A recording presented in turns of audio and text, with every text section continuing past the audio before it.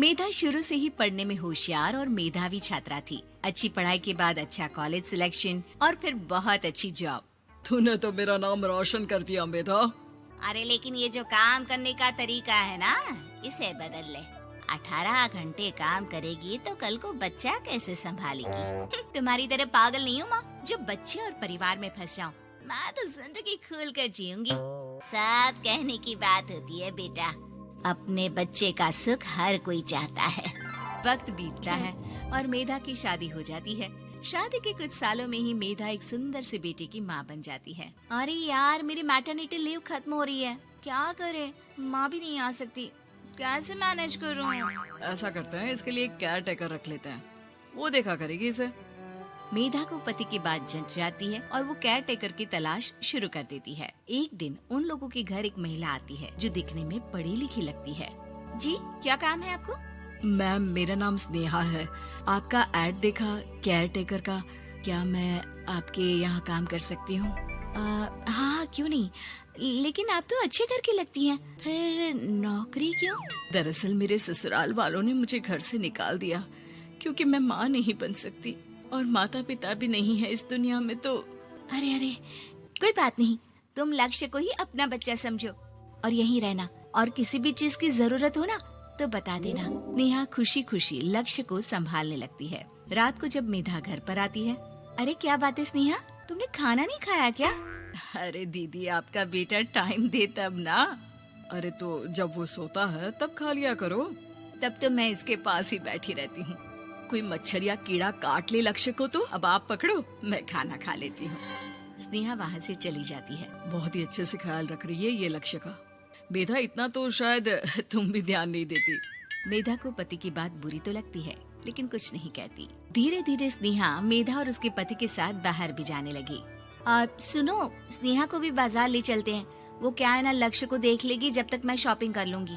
हाँ चलो, वैसे मैं चाह रहा था कि लक्ष्य को लेकर हम दोनों ही चलते।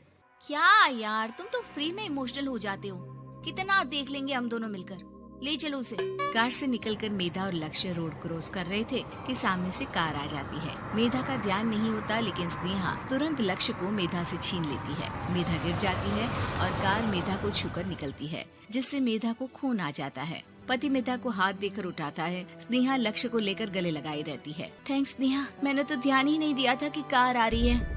स्नेहा का गुस्सा मालकिन पर टूट पड़ता है। अरे कैसी माँ है आप, अगर आज कुछ लक्ष्य को हो जाता तो मैं आपको कभी माफ नहीं करती। छोटा सा बच्चा है, उसे चोट लगती है तो पता है कितनी तकलीफ होती है। पति भी स्नेहा को देखने लगता है कि उसे क्या हो गया। मेधा को स्नेहा पर काफी गुस्सा आ जाता है। घर आकर कहती है, देखो स्नेहा, माना तुम लक्ष्य को बहुत प्यार करती हो, लेकिन वो मेरा बेटा है, मैं कभी जानबूझकर उसके साथ बुरा नहीं कर सकती, समझी? मुझे माफ कर दीजिए, मैं लक्ष्य को लेकर कुछ ज्यादा ही सेंसिटिव हो चुकी हूँ। मैं ध्यान रखूंगी कि आगे से ऐसा ना हो। मेधा का मन स्नेहा से अब हटने लगा था। एक शाम मेधा ऑफिस से घर आती है कि लक्ष्य उसे दिखाई नहीं देता और ना ही स्नेहा। वो स्नेहा के कमरे में जाती है जहाँ दोनों सो रहे होते हैं।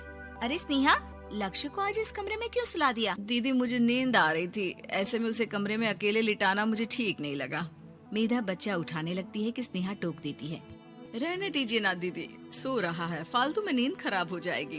मेधा को गुस्सा आ जाता है और वो बच्चा उठाकर वहाँ से चली जाती है। अगले दिन मेधा स्नेहा को बुलाती है, साथ में एक और लड़की खड़ी होती है। स्नेहा, अब तुम अपना कुछ और देख लो, हम लोगों को नई केयर टेकर मिल गई है, तुम इस हफ्ते घर छोड़ देना। स्नेहा का मन लक्ष्य को छोड़ने का नहीं करता, लेकिन नौकरी तो नौकरी होती है ना। स्नेहा घर से चली जाती है। धीरे धीरे महीने और साल बीतते जाते हैं और लक्ष्य एक नौजवान लड़का हो जाता है। लक्ष्य, आज मुझे मंदिर जाना है, ले चलोगे? ठीक है माँ, एक काम करके अभी वापस आता हूँ, तब तक आप और पापा दोनों तैयार हो जाइए। दोनों तैयार होकर बैठ जाते हैं लेकिन लक्ष्य काफी देर तक नहीं आता। अरे मेधा, फोन तो करो लक्ष्य को, देखो क्या हो गया उसे। मेधा फोन करती है तो पता चलता है कि लक्ष्य का एक्सीडेंट हो गया है और वो सिटी अस्पताल में है। जल्दी चलिए, पता नहीं कैसा होगा मेरा बेटा। अरे चिंता ना करो, सब ठीक होगा, मैं अभी कार निकालता हूँ। दोनों मियाँ बीवी अस्पताल पहुँचते हैं जहाँ वो लोग देखते हैं कि लक्ष्य बिस्तर पर पड़ा होता है। एक महिला इन्हें यहाँ लेकर आई है, वो वहाँ बैठी है, लेकिन फिलहाल तो आप लोगों को इनके लिए किडनी का प्रबंध करना होगा। एक्सीडेंट में इसकी किडनी डैमेज हो गई है। मेरी ले लीजिए डॉक्टर साहब, मेरे बेटे को बचा लीजिए। नहीं नहीं, आप माँ हैं, आपकी नहीं ले सकते, पिता की भी नहीं।